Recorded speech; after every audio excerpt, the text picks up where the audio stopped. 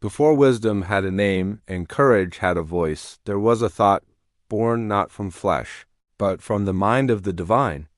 This thought was a spark of pure intellect, a promise of strategy and reason in a world governed by raw, untamed power. This is the story of Athena, a goddess who emerged fully formed, not from the womb of a mother, but from the very consciousness of the king of the gods. Imagine a time when Olympus trembled, not from war, but from a headache that plagued its ruler.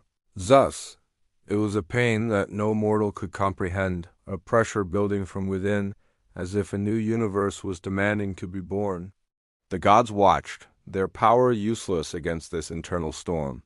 It was then that Hephaestus, the master craftsman of the heavens, was summoned.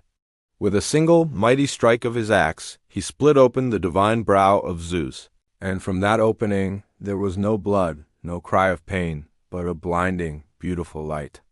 Out of this light stepped a figure, not a child, but a full-grown warrior maiden. She was clad in gleaming armor, a spear in one hand, a shield in the other. Her eyes, a striking shade of gray, held the depth of ancient oceans and the sharpness of a newly forged blade. A battle cry echoed through the cosmos, a declaration not of war, but of arrival. Athena was born. She was not like the other gods. Where Ares saw conflict as a dance of brute force and bloodshed, Athena saw it as a grand chessboard, a challenge of wits and strategy. She taught mortals not just how to fight, but when to fight, and more importantly, when to seek peace. Her gift was not the frenzy of battle, but the clarity of a well-laid plan.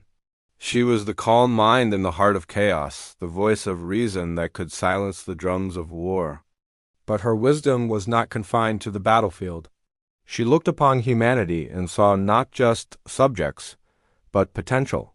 She saw the spark of creation in their hands and the thirst for knowledge in their eyes.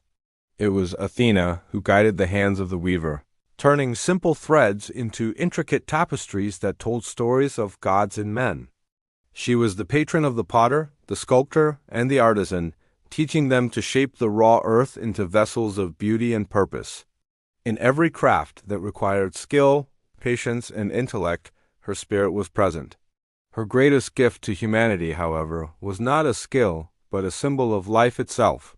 In a contest with Poseidon for the patronage of a great city, the god of the sea struck the earth with his trident, and a saltwater spring burst forth, a symbol of his untamable power. But Athena's offering was quieter, more profound. She gently planted a seed in the soil. From it grew an olive tree, its leaves shimmering like silver in the sun. It was a tree of peace and prosperity. Its fruit offered nourishment, its oil gave light in the darkness, and its wood provided shelter.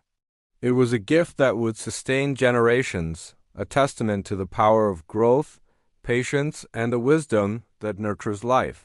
The people of the city, who would name their home Athens in her honor, understood. True power is not in what you can command, but in what you can cultivate.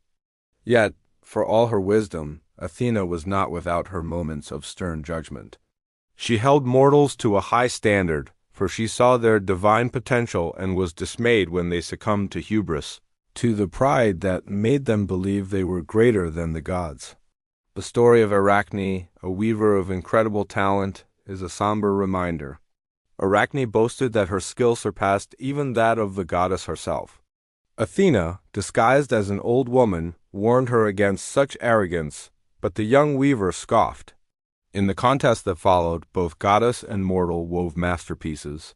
But while Athena's tapestry depicted the glory of the gods and the folly of mortals who challenged them, Arachne wove scenes of the gods' own failings and indiscretions. It was a work of breathtaking skill, but also of profound disrespect. Enraged by this defiance, Athena revealed herself. The terrified Arachne, realizing her mistake, was transformed into a spider, destined to weave her webs for eternity, a master of her craft, yet forever a symbol of her prideful fall. This was the duality of Athena, the nurturer and the disciplinarian. She was the embodiment of a difficult truth, that wisdom requires not just knowledge, but also humility. She demanded respect for the natural order, for the delicate balance between the mortal and the divine. Her mercy was reserved for those who sought knowledge with an open heart, who wielded their skills not for self-aggrandizement, but for the betterment of their community. She was the protector of heroes like Odysseus, guiding his long journey home not by clearing his path of all obstacles, but by sharpening his mind to overcome them. Athena was the light of reason in a world often shrouded by passion and impulse. She was the patron of philosophy, of debate, of the quiet pursuit of truth in the halls of the academy. She represents the idea that the greatest battles are fought not on a field with swords and spears, but within the landscape of our own minds. Her story is the story of civilization itself, the slow, deliberate journey from instinct to intellect, from chaos to order. And so we look at our own world today, a world of incredible invention and bewildering complexity. We too stand at a crossroads, just as the ancient Athenians did. We hold in our hands technology that can build empires or shatter worlds. We have access to more information than any generation in history, yet wisdom often feels just as distant. The spirit of Athena whispers to us still.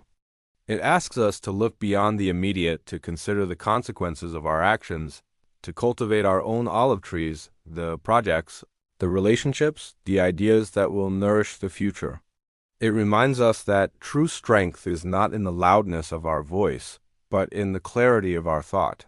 It is the courage to choose diplomacy over conflict, to build rather than to destroy, and to learn with the humility of a student, no matter how much we think we know. The goddess of wisdom does not live on a distant, mythical mountain. Her temple is within us. It is built every time we choose understanding over judgment, every time we apply our skills with purpose and care, and every time we seek not just to be right, but to be wise. Her light is the spark of insight that solves a difficult problem, the quiet patience that mends a broken bond, the enduring hope that even in our darkest hours, reason and mercy can show us the way home. The story of Athena is not just an ancient myth. It is an eternal invitation to awaken the hero, the artisan, and the philosopher that resides within us all. Thank you for joining us on this journey. If this story resonated with you, consider subscribing for more stories of light and rebirth. Until next time, may you walk with wisdom